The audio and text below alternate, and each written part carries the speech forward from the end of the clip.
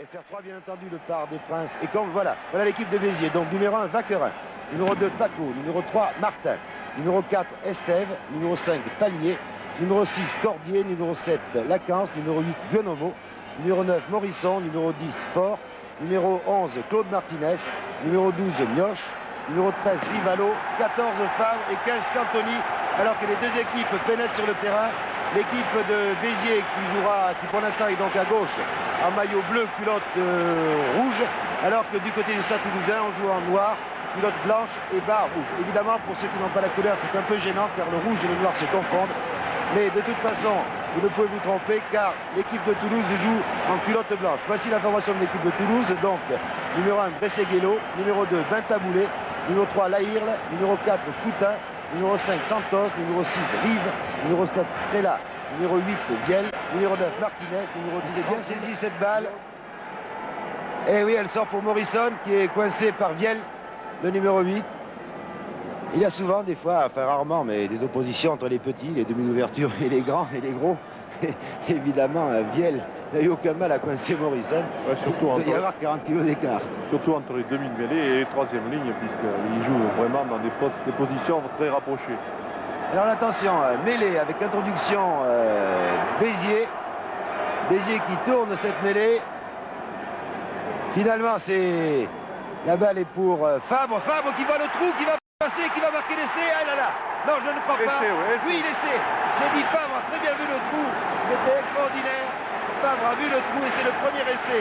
Après 8 minutes de jeu, on va, je pense, le rebord. Oh non, il y a un essai qui concrétise la domination du Biterrois. Oui, Béziers domine depuis 5 minutes territorialement. Regardez au ralenti. Guenomo récupère ce ballon, donne à Fabre et le côté droit était complètement dégarni. Vous voyez, Toulouse était très mal placé en défense. Et oui, l'essai, on ralentit, on le voit très bien. Et Saint-Guilhem n'a pas hésité une seconde à accorder ce essai. Fabre avait bien vu le trou, n'oublions pas que c'est le meilleur marqueur du championnat. Il essaie d'ailleurs d'établir un record, de battre le record des essais marqués là. Voilà, Béziers qui attaquera à la main. Ah non, on donne tout de suite à Martin, le numéro 3, qui part en percussion mais qui perd la balle. Ça c'est un peu une surprise, mais les Toulousains s'affolent un petit peu. Remarquez comment les Biterrois remontent vite en défense. Et maintenant on va attaquer du côté gauche avec Merlos, avec Salcé, avec Loves, qui est plaqué par Fabre, son vis-à-vis.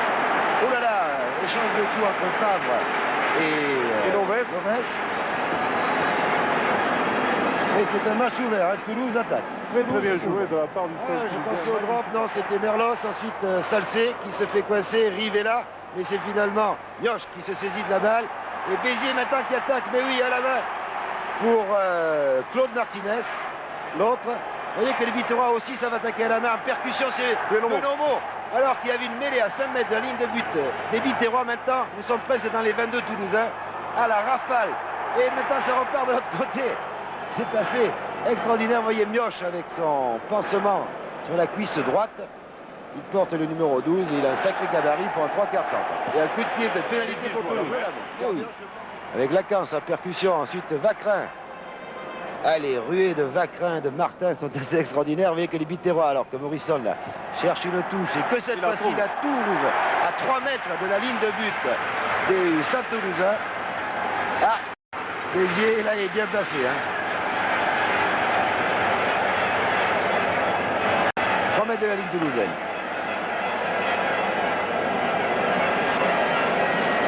De faire une touche à 2 si près de sa ligne. Voilà la poussée biterroise. Les Biterrois qui ont la balle par Lacance, qui est plaqué à quelques centimètres de la ligne toulousaine, alors que Morrison dirige la manœuvre, c'est le numéro 9 et que tout le monde s'écoule. Et il y aura une mêlée en faveur de Toulouse. Mêlée en faveur de Toulouse, qui vont donc peut-être pouvoir respirer et dégager, sans doute pas Gabernet. Pour l'instant, on laisse un peu un château de cartes, vous savez, ce genre de mêlée. Ça va être très dur encore pour Toulouse parce que Béziers va pousser au maximum. Ah oui, même avec l'introduction en Toulouse, ça va être très très dur.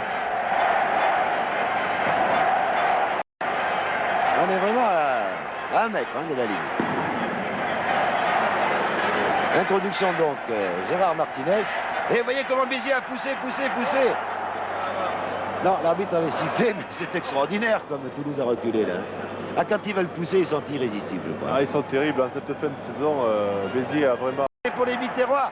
Attention, je pense qu'il va y avoir un essai du pack d'avant, oui. Et oui. essai de Benoît.